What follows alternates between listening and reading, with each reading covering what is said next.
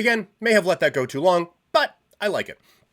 The CFL, I think, had a very interesting fifth week of its regular season, and I think it started on Thursday. We had Deeds talk about it in the YouTube chat when we were doing the show on Friday, but that was a real... This sounds a very reductive way of talking about it. That was a big boy win for the Calgary Stampeders. We had talked about, well, yeah, like this is going well. You're not facing the most resistance, though, you know? So maybe you're not all that concerned about a matchup against Hamilton or Toronto. And then the weather was weird in Ottawa, it's tough to whatever. But now you're facing a real team. This is a Bombers team that looks like a real team. And they went out there and just smacked him in the mouth for 60 minutes all over the Stampede Bowl. The only thing that slowed them down was Bret Michaels inexplicably having a concert out there and singing whatever songs that he can from Poison. That was the only thing that could slow the Stampeders down, was a concert at halftime.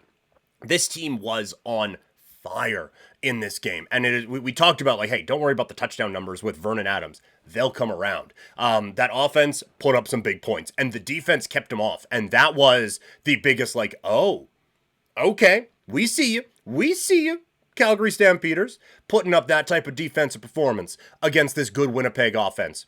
Excellent showing. Excellent showing for the Stampeders, and one that will certainly be reflected when we do our CFL Power Rankings coming out tomorrow. Another surprising one from the Canadian Football League, as the BC Lions stun the Montreal Alouettes as they are able to get a last-second field goal to pick up a victory over Montreal. And I think the big story in this game is the Alouettes clearly, while I think they have a great roster, clearly do not have one that can make up for subpar quarterback play. And once again, Bethel-Thompson was the problem. And I said, this is why you bring in these vets. It's a smart move to have that kind of a backup in that spot to be able to roll through and feel comfortable about things if your guy gets hurt, because you have a roster that should be competing for a Grey Cup. He ain't the guy. Like, it's bad. It's really bad. And this is a couple of weeks in a row where they are games they should not be losing. And now all of a sudden, and look, I'm not concerned long-term about Montreal, but all of a sudden Hamilton's creeping up there. And while I think the world of this team, if the Ticats are all of a sudden going to be able to bank a couple wins against these guys and somehow, some way slip their way into a home playoff game, not just a home playoff game, but maybe that top spot in the East, all of a sudden now, what feels like the best team in the CFL has a bit more of a challenge to have. And even if it's not that, which it probably won't be, I still think Montreal is that much better than everyone else in the East. But I do think that Hamilton at least has the potential to rattle off a few wins here. And so if there are going to continuously be banana peels on this schedule for Montreal, then if nothing else, you're not going to be able to rest some guys as the season winds down, and it's going to be a little bit difficult for you. Now, they rested them a year ago and it didn't work, so maybe this is helping them. But it's not nothing. I don't think it's a fatal flaw or anything like that. I don't even know how much there is actionable on it. I don't think they're going to be trading for another backup quarterback.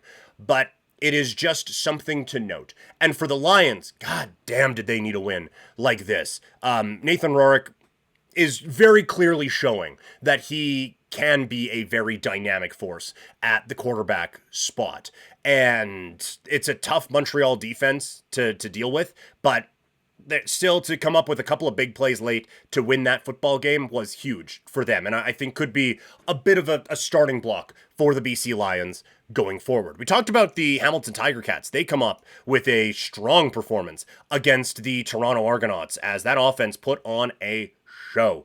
And so I really do think that this Winnipeg team can still be something. And I'm not going to light on fire the tickets I have of Bo Levi Mitchell, MOP, and I think it's over 4,500 passing yards. We might have some work to do, but I'm still feeling all right about that one. I still think that there are just so many parts of this offense that you have to feel good about if you are a Hamilton Tiger Cats supporter, and should feel good about. And to be able to put on that type of a showing against the Argos, it's a nice one to see it finally start to click, because while it is not, again, against the most resistance, I still didn't think they faced that a ton at the beginning of the year, and I thought a lot of their issues against Calgary were self-inflicted, and I think that there was a few moments where they could have taken advantage of Saskatchewan a little bit more than they did, and still just didn't. So I think that there is a hesitancy to not want to get too into what happened here, and to not want to get too like, oh my god, look how they did it. But I do think that there is also just a nice, hey, this is not the type of performance they would have put up a few weeks ago. A nice progression that is happening out of the Hamilton Tiger Cats. And finally, the Edmonton Elks are in the win column for the 2025 season with a win over Ottawa. Another close one.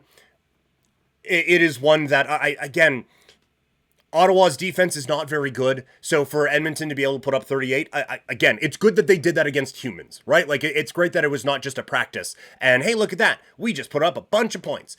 It was nothing like that, but it was nice to see them actually do this in an actual competitive football game. I don't think it means all of a sudden they're better than anyone else in the West, or anyone outside of Ottawa in the East. I think this is another one where it is starting to get concerning what is happening with this Ottawa football team. So a couple of things to keep an eye on as we run through the week.